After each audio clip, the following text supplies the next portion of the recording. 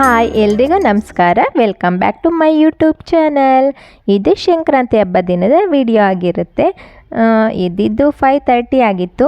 ಕುತ್ಕೊಂಡು half an hour ಯಾವ ರಂಗೋಲಿ ಹಾಕಲಿ ಇವತ್ತು ಅಂತ ಯೋಚನೆ ಮಾಡ್ತಾ ಕುತ್ಕೊಂಡಿದ್ದೆ. ಹಾಗೆಯೇ ನೆನೆ ತುಂಬ ಕೆಲಸ ಇದ್ದಿದ್ದರಿಂದ ನೈಟ್ ಊಟ ಮಾಡಿದ ಪಾತ್ರೆ ತೊಳೆದೇ ಇರಲಿಲ್ಲ, ಹಾಗೆ ಇತ್ತು. ಅದನ್ನು ವಾಶ್ ಮಾಡಿ ಎತ್ತಿಟ್ಬಿಟ್ಟು ಅದಾದಮೇಲೆ ಇಲ್ಲಿ ನಮಗೆ ಸಂಕ್ರಾಂತಿ ಹಬ್ಬಕ್ಕೆ ಸ್ಪೆಷಲ್ ಅಂದರೆ ಅಕ್ಕಿ ಕಡುಬು ಮತ್ತು ಹಿಚ್ಕಿದ ಬೇಳೆ ಸಾಂಬಾರು. ನಮ್ಮ ಸೈಡೆಲ್ಲ ಅದನ್ನೇ ಮಾಡೋದು. ಕಡುಬಿಗೆ ಅಂತ ಹೇಳ್ಬಿಟ್ಟು ಅಕ್ಕಿನ ಇಲ್ಲಿ ತೊಳೆದ್ಬಿಟ್ಟು ನೆರಳಲ್ಲಿ ಹಾರಾಕಿದ್ದೀನಿ. ಒಂದು 1 ಅವರ್ ಆ ಥರ. ನೀರೆಲ್ಲ ಅಕ್ಕಿಲಿ ನೀರು ಇರಬಾರ್ದು, ಆ ಥರ ಆದರೆ ಸಾಕು. ತುಂಬ ಹೊತ್ತು ಒಣಗಿಸ್ಬೇಕು ಅನ್ನೋದೇನಿಲ್ಲ. ಈ ಕಡೆ ಗೆಣಸು, ಕಡಲೆಕಾಯಿ, ಅವರೆಕಾಯಿ ಇದನ್ನೆಲ್ಲ ವಾಶ್ ಮಾಡಿ ಇಟ್ಟಿದ್ದೀನಿ. ಇನ್ನು ಮನೆ ಒರೆಸ್ಬಿಟ್ಟು ಕಸ ಎಲ್ಲ ಗುಡ್ಸಾಗಿತ್ತು, ಮನೆಯೆಲ್ಲ ಒರೆಸ್ಬಿಟ್ಟು ಪಾರ್ಕಿಂಗೆಲ್ಲ ವಾಶ್ ಮಾಡಿ ಆಮೇಲೆ ರಂಗೋಲಿ ಹಾಕಬೇಕು. ಇದನ್ನೆಲ್ಲ ನಾನು ನೈಟೇ ಮಾಡ್ಕೊಂಡಿದ್ದಿದ್ರೆ ಸರಿ ಆಗೋದು. ಇನ್ನು ನೆನೆ ಫುಲ್ ಕೆಲಸ ಆಗೋಗಿತ್ತು, ಏನೇನೋ ಕೆಲಸ ಮಾಡಿದ್ದೆ. ಅದಕ್ಕೆ ಇನ್ನು 9 ಗಂಟೆ ಆದಮೇಲೆ ಎಲ್ಲ ಗಾಡಿ ಒಳಗೆ ಹಾಕಿದ್ಮೇಲೆ ಮಾಡೋಣ ಅಂದ್ಕೊಂಡೆ. ಅಷ್ಟೊತ್ತಿಗೆ ನನಗೆ ಮಾಡೋಕ್ಕೆ ಮೂಡಿರಲಿಲ್ಲ. ಹೇಗಿದ್ದರೂ ಬೆಳಗ್ಗೆ ಬೇಗ ಎದ್ದು ಮಾಡ್ಕೊಳ್ಳೋಣ ಅಂತ ಹೇಳ್ಬಿಟ್ಟು ಇವಾಗ ಮಾಡ್ಕೊಳ್ತಾ ಇದ್ದೀನಿ. ಹಾಗೆ ಪಾರ್ಕಿಂಗು ಮೆಟ್ಲನ್ನೆಲ್ಲ ವಾಶ್ ಮಾಡ್ಕೊಂಬಂದೆ.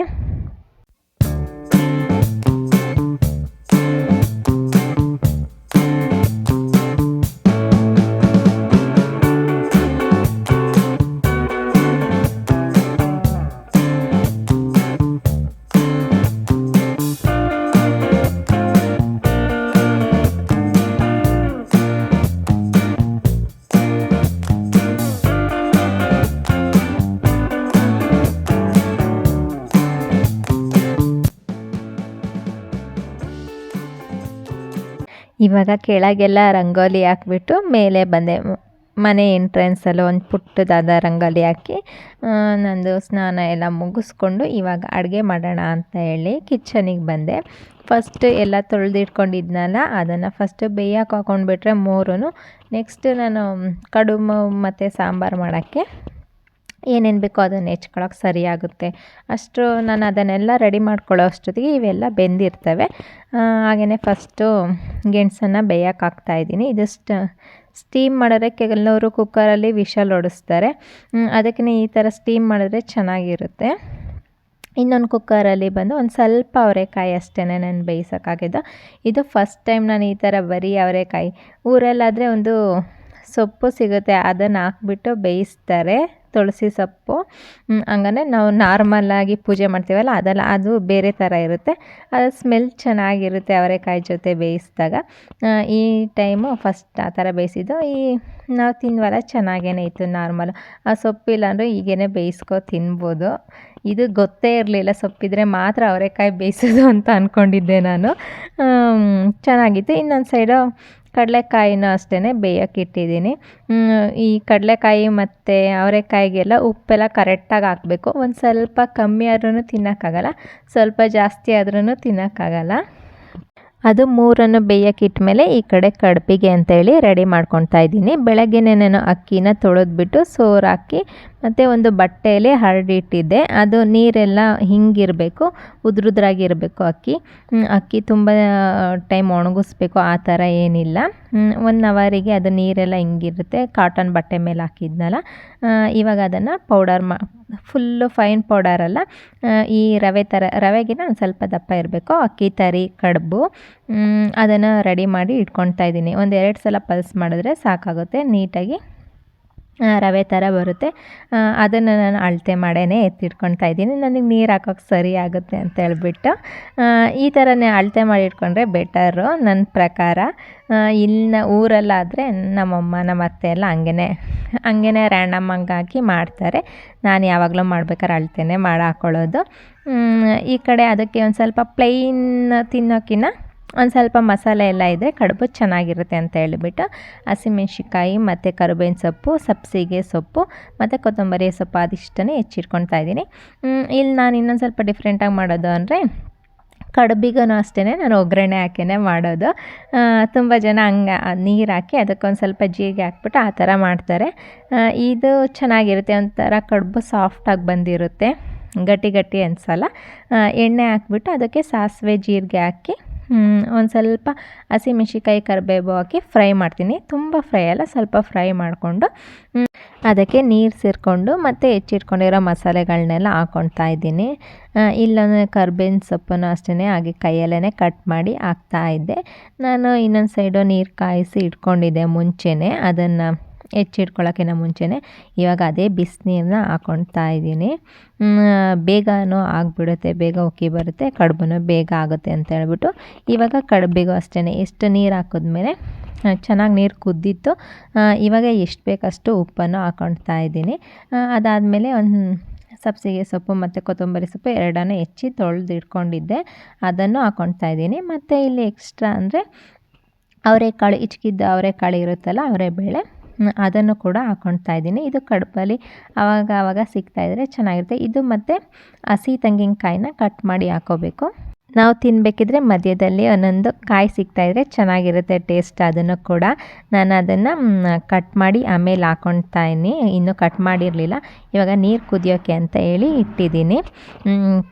ಹಾಗೆಯೇ ಈ ಕಡೆ ಗೆಣಸು ಮತ್ತು ಅವರೆಕಾಯಿ ಅದನ್ನೆಲ್ಲ ಬೆಂದಿತ್ತಲ್ಲ, ಅದನ್ನು ಕೂಡ ಚೆಕ್ ಮಾಡಿ, ಇದು ಅವರೆಕಾಯಿ ಬೆಂದಿತ್ತು, ನೀರನ್ನೆಲ್ಲ ಸೋರಿಸ್ಬಿಟ್ಟು ಒಂದು ಪಾತ್ರೆಗೆ ಹಾಕಿ ಎತ್ತಿಟ್ಕೊಳ್ತಾ ಇದ್ದೆ. ಇವಾಗ ಫಸ್ಟ್ ಇದು ರೆಡಿ ಆಯಿತು.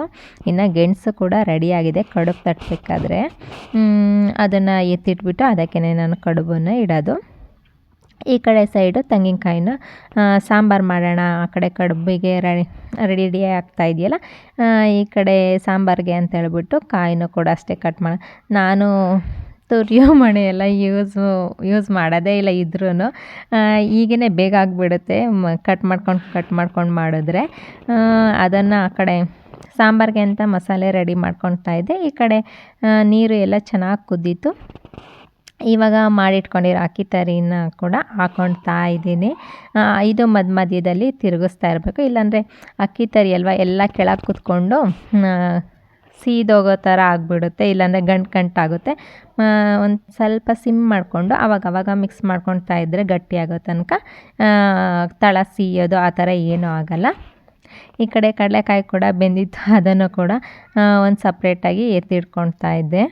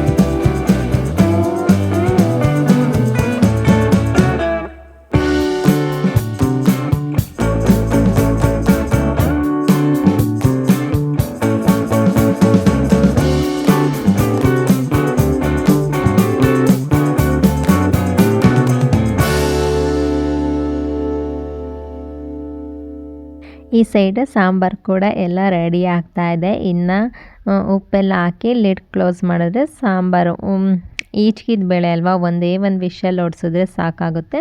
ನಾನಿಲ್ಲಿ 2 ವಿಷಲ್ ಹಾಕಿಸ್ತಾ ಇದ್ದೀನಿ. ಬೇಳೆ ಎಲ್ಲ ಒಂದು ಸ್ವಲ್ಪ ಗಟ್ಟಿಗೆ ಚೆನ್ನಾಗಿತ್ತು, ಅದಕ್ಕೋಸ್ಕರ 2 ವಿಷಲ್ ಹಾಕಿಸ್ಕೊತಾ ಇದ್ದೀನಿ. ಈ ಸೈಡು ಕಡುಬು ಎಲ್ಲ ಬೆಂದು ಎಲ್ಲ ರೆಡಿಯಾಗಿದೆ. ಇದನ್ನು ಕಡುಬು ಥರ ರೌಂಡೋಗಿ ಮಾಡಿಬಿಟ್ಟು ನಮ್ಮ ಸೈಡ್ ಕಡುಬು ತಟ್ತೀವಿ ಆ ಥರ ಉಂಡೆ ಎಲ್ಲ ಮಾಡಿಬಿಟ್ಟು ರೆಡಿ ಮಾಡ್ಕೊಬೇಕು. ಇಷ್ಟೆಲ್ಲ ಕೆಲಸ ಆಗೋಷ್ಟೊತ್ತಿಗೆ 11 ಗಂಟೆ 11:15 ಟೈಮ್ ಆಗೋಗಿತ್ತು.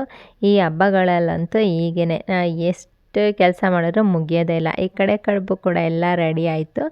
ಇದನ್ನು ಮತ್ತೆ ಸ್ಟೀಮ್ ಮಾಡಬೇಕು. ನಮ್ಮ ಸೈಡೆಲ್ಲ ಹೀಗೇ ಮಾಡೋದು. ಇನ್ನು ಕೆಲವರು ಕಡುಬು ಅಂದರೆ ಒಂಥರ ಖಾರದ ಕಡುಬು, ಸಿಹಿ ಕಡುಬು ಅಂತ ಎಲ್ಲ ಮಾಡ್ತಾರೆ. ನಮ್ಮದು ಕಡುಬು ಅಂದರೆ ಇದೊಂದೇ ಥರ. ಇದು ಟೇಸ್ಟ್ ಚೆನ್ನಾಗಿರುತ್ತೆ. ಇದು ಹಿಚ್ಕಿದ ಬೇಳೆ ಸಾಂಬಾರಿಗೂ ಚೆನ್ನಾಗಿರುತ್ತೆ, ಆಮೇಲೆ ಚಿಕನ್ ಸಾಂಬಾರಿಗೂ ಚೆನ್ನಾಗಿರುತ್ತೆ.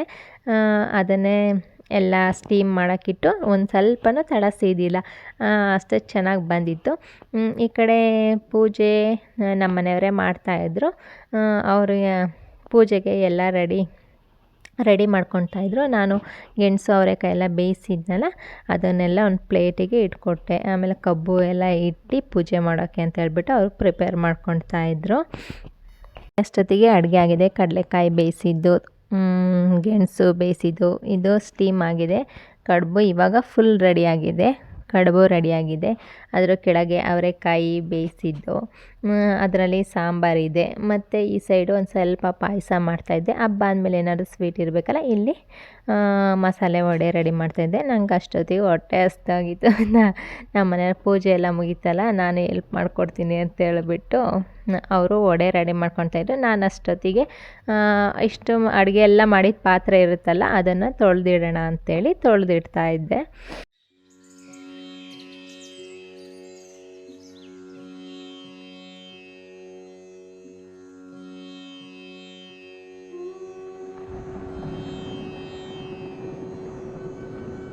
ಈ ಸಲ ಅವರೇ ಸಿಂಪಲ್ಲಾಗಿ ಪೂಜೆ ಮಾಡಿ ಇವಾಗ ಎಲ್ಲರೂ ಒಟ್ಟಿಗೆ ಕೂತ್ಕೊಂಡು ಊಟ ಮಾಡೋಣ ಅಂತೇಳಿ ಎಲ್ಲ ಮಾಡಿರೋ ಐಟಮ್ನೆಲ್ಲ ತೊಗೊಬಂದು ಇಡ್ತಾಯಿದ್ದೆ. ಈ ಹಬ್ಬಗಳಲ್ಲೆಲ್ಲ ಹಿಂಗೆ ಒಟ್ಟಿಗೆ ಊಟ ಮಾಡ್ಕೊಂಡು ಕೂತ್ಕೊಂಡ್ರೇ ಸಮಾಧಾನ.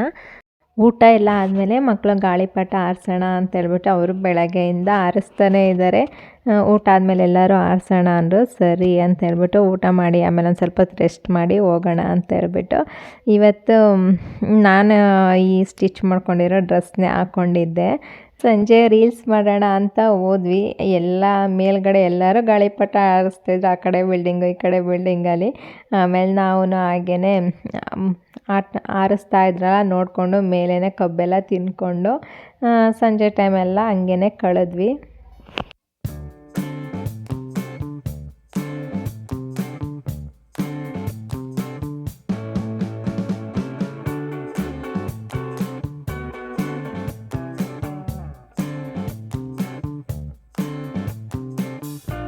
ಇನ್ನು ನಾವು ಅಲ್ಲೇ ಮೇಲೇ ಇದ್ದಾಗ ನಮ್ಮ ಫ್ರೆಂಡ್ ಫೋನ್ ಮಾಡಿದರು, ಬರ್ತಾಯಿದ್ದೀವಿ ಎಳ್ಳು ಬೆಲ್ಲ ಕೊಡೋಕ್ಕೆ, ಮಗಳನ್ನ ಕರ್ಕೊಂಬರ್ತಾಯಿದ್ದೀನಿ ಅಂತ ಹೇಳ್ಬಿಟ್ಟು.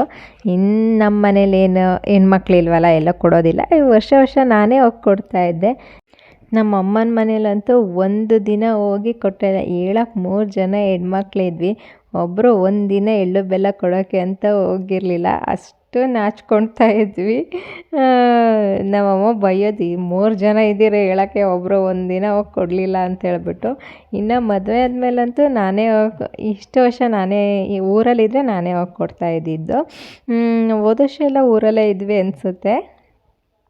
ಈ ವರ್ಷ ಇಲ್ಲಿದ್ದೀವಿ. ಇನ್ನು ಒಂದಿನ ಅಷ್ಟೇ ರಜೆ ಅಲ್ವಾ, ಹೋಗೋಕ್ಕಾಗಲಿಲ್ಲ. ನೆಕ್ಸ್ಟ್ ವೀಕ್ ಹೋದಾಗ ಅತ್ತೆಗೆ ಎಳ್ಳು ಬೆಲ್ಲ ಎಲ್ಲ ಕೊಟ್ಟು ಬರಬೇಕು. ಇನ್ನು ಅವರು ತಂದು ಕೊಟ್ಟರು. ನಾನು ಮತ್ತೆ ಇನ್ನೆಲ್ಲ ಅವ್ರ ಮನೆಗೆ ಹೋಗಲಿ ಅಂತ ನಾನು ಇವಾಗಲೇ ಕೊಟ್ಟು ಕಳಿಸ್ಬಿಟ್ಟೆ. ಇನ್ನು ಸಂಜೆ ಆಗಿತ್ತಲ್ಲ, ಕಾಫಿ ಮಾಡಿಬಿಟ್ಟು ಕಾಫಿ ಕುಡಿಯೋಣ ಅಂತ ಹೇಳ್ಬಿಟ್ಟು ಕಾಫಿ ಕುಡಿತಾ ಇದ್ವಿ. ಅದಾದಮೇಲೆ ಇನ್ನು ಅಡುಗೆ ಏನು ಮಾಡೋದಿರಲಿಲ್ಲ. ಮಧ್ಯಾಹ್ನ ನಾವು ಊಟ ಮಾಡಿದಾಗಲೇ 12 ಗಂಟೆ ಏನೋ ಆಗಿತ್ತು. ಹೊಟ್ಟೆ ಹಸುವಿನಿಲ್ಲ ಮತ್ತು ಕಡುಬೆಲ್ಲ ನಾನು ನೈಟಿಗೂ ಸೇರಿಸೇನೆ ಮಾಡಿದ್ದು. ಮತ್ತು ಏನು ಎರಡೆರಡು ಅಡುಗೆ ಮಾಡೋದು ಅಂತ ಹೇಳ್ಬಿಟ್ಟು. ಇನ್ನು ನೇಬರ್ಸ್ ಮಕ್ಕಳು ಕೂಡ ಬಂದಿದ್ದರು. ಅವ್ರಿಗೂ ಅಷ್ಟೇ ನಾನು ಇಲ್ಲೇ ಕೊಟ್ಟು ಕಳಿಸ್ದೆ. ಮಕ್ಕಳೆಲ್ಲ ಎಷ್ಟು ಚೆನ್ನಾಗಿ ಸ್ಯಾರಿ ಹಾಕ್ಕೊಂಡು ಬಂದಿದ್ದರು. ಇದಾಗಿತ್ತು ನಮ್ಮನೆ ಸಂಕ್ರಾಂತಿ ಹಬ್ಬ ಸಿಂಪಲ್ಲಾಗೇ. ನಿಮಗೇನಾದರೂ ಈ ವಿಡಿಯೋ ಇಷ್ಟ ಆದರೆ ಪ್ಲೀಸ್ ಲೈಕ್ ಶೇರ್ ಕಮೆಂಟ್ ಮಾಡಿ. ಹಾಗೆ ನನ್ನ ಚಾನಲ್ನ ಸಬ್ಸ್ಕ್ರೈಬ್ ಮಾಡ್ಕೊಂಡು ನೋಡಿ. ಪಕ್ಕದಲ್ಲಿರೋ ಬೆಲ್ಲೈಕನ್ನ ಕ್ಲಿಕ್ ಮಾಡಿದ್ರೆ ನಾನು ಹಾಕೋ ಪ್ರತಿ ಒಂದು ವಿಡಿಯೋ ನೋಟಿಫಿಕೇಷನ್ನು ನಿಮಗೆ ಬರುತ್ತೆ. Thank you for watching. See you in next video.